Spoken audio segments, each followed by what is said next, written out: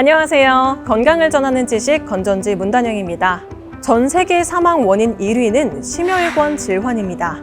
우리나라에서도 암에 이어 2위를 기록했는데요. 직접적인 사망 원인이 될 뿐만 아니라 목숨을 건진 이후에도 여러 후유 장애를 동반하는 만큼 예방과 관리가 중요한 질병입니다. 오늘은 죽어가는 심장의 새로운 길을 만드는 관상동맥 우회술에 대해서 자세히 알아볼 텐데요. 심장혈관 흉부외과 전문의 김효현 선생님 모셨습니다.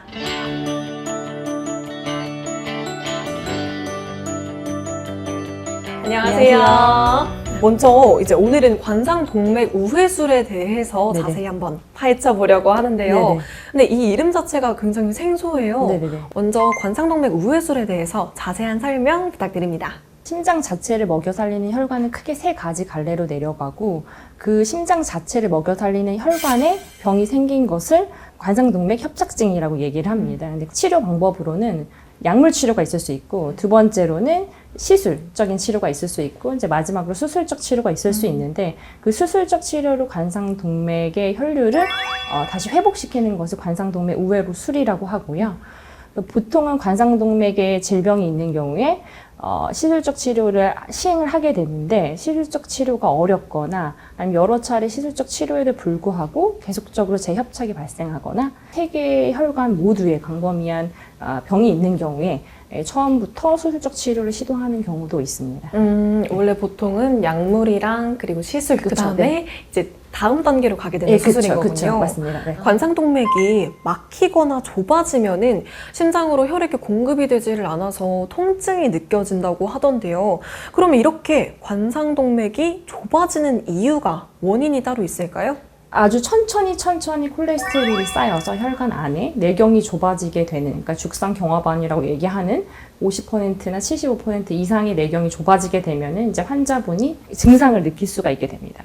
그리고 두 번째 경로로서는 갑자기 급속하게 혈전이 생겨서 그 관상동맥을 막는 그런 사고가 생기면서 환자분한테 그런 증상을 일으킬 수 있고 병이 생길 수 있다라고 저희가 병리 생태학적으로는 얘기를 하고 있습니다. 이 심장 혈관이 좁아지거나 막혔다면은 보통 사람들이 생각했을 때 스텐트 시술을 많이 생각을 하잖아요.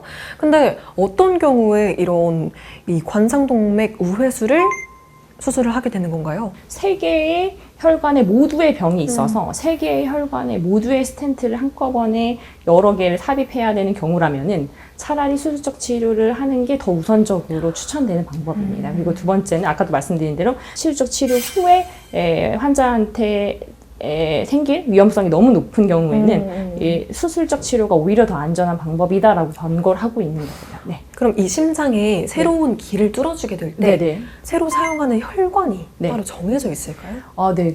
대부분의 환자들이 궁금해 하시는 내용이에요. 그래서 보통 저희가 큰 다른 대혈관이라든지 다리나 말초혈관을 회복시키는 수술을 할 때에는 인조혈관을 사용하는데 인조혈관을 사용할 수 없습니다. 관상동맥 자체가 1에서 2mm 정도밖에 안 되고 그래서 자기 혈관을 사용하게 되는데 보통은 저희가 내흉동맥이라고 해서 이제 갈비뼈 사이로 지나가는 종으로 지나가는 혈관이 있고요. 그게 이제 제일 먼저 선택되는 도관이라고 볼 수가 있고 두 번째는 팔에 있는 요골동맥을 사용할 수가 있고요.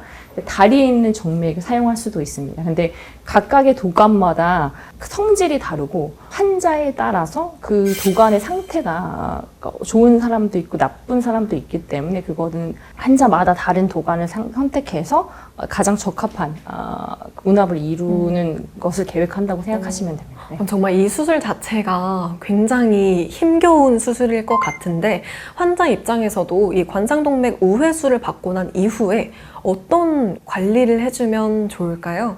심장혈관 관련한 환자들이 꼭 복용해야 되는 것은 혈전 예방제거든요. 근데 혈전 예방제를 보통 6개월에서 1년 정도는 유지를 해서 저희가 새로 붙인 혈관이 막히지 않고 잘 유지될 수 있도록 초기에 잘 관리되는 게 장기적으로 잘 관리되는 것과 연관이 되기 때문에 그다음에 두 번째는 다시 이런 일이 생기지 않게 하려면 앞서서 말씀드렸듯이 콜레스테롤을 낮추는 약을 잘 복용하는 것. 그리고 세 번째로는 이제 모두 다 아시다시피 생활습관 교정이 필요한데 관상동맥이 심장에만 특이적으로 발생하는 좁아짐이 아니거든요. 네. 그래서 그런 동맥에도 콜레스테롤이 아니면 협착이 동반되어 있는 환자들이 많이 있어요. 그럼 그런 환자들이 뇌졸중도 잘 생길 수 있고 심장과 관련 없이도 생길 수가 있고 다리 혈관에 대한 합병증이 생길 수 있기 때문에 전체적인 몸의 상태를 관리하기 위해서 약물 치료와 생활습관 교정. 근데 또 이제 제가 하나 연구 결과를 네네. 봤던 것 중에 네네. 하나가 관상동맥 우회수를 수술한 이후에 네. 이런 합병증의 위험성이 네. 남성분들보다 여성분들한테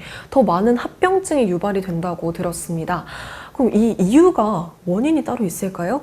우리나라 환자들의 대상으로 했을 때에도 이제 남자보다는 여자가 훨씬 더 심장 자체의 챔버도 작고 그 다음에 관상 동맥 자체도 사이즈 자체도 일단 내경이 너무 작기 때문에 일단 발생할 수 있는 문제점이라고 생각하고 두 번째는 당연히 호르몬의 문제일 거고요. 갱년기가 지나고 난 다음에 절대적으로 환자들한테 이런 문제점이 많이 발생하는 것으로 봤을 때 심장 기능 자체에 영향을 미칠 수 있다라는 가정이 이제 되어 있고요. 그러면은 확실히 이제 여성분들이 네. 조금 더 많은 합병증을 유발을 할 수 있는 네, 만큼 그쵸. 좀 더 말씀하셨던 네네. 약물 치료와 네네. 건강검진과 네네. 그리고 생활습관 교정이 네. 필요하겠네요. 필요하죠. 네. 그럼 이제 마지막으로 건전지 시청자 여러분들께 당부의 말씀 한마디 부탁드립니다. 흉통이나 아니면 가슴 답답함 증상이라든지 특히나 운동 시에 불편한 어떤 증상이 있다라고 하시면은 병원에 오셔가지고 관상동맥의 건강이 어떤지를 체크해 보시는 게 굉장히 중요할 것 같고요. 관상동맥 우회수술이라고 하면 시술에 비해서 너무나 큰 부담을 가지고서 접근하실 필요는 없다라고 생각이 되고요. 시술적 치료가 최대한 안 되니까 최대한 손으로 안 돼서 이제 수술적 치료로 넘어오셨다고 하셨을 때 그것을 결정하는데 너무 주저하지 않으셨으면 좋겠다. 뭐 이런 말씀 드리고 싶습니다. 네, 말씀 감사합니다. 네, 오늘 함께 해주신 김효현 선생님 감사합니다. 감사합니다.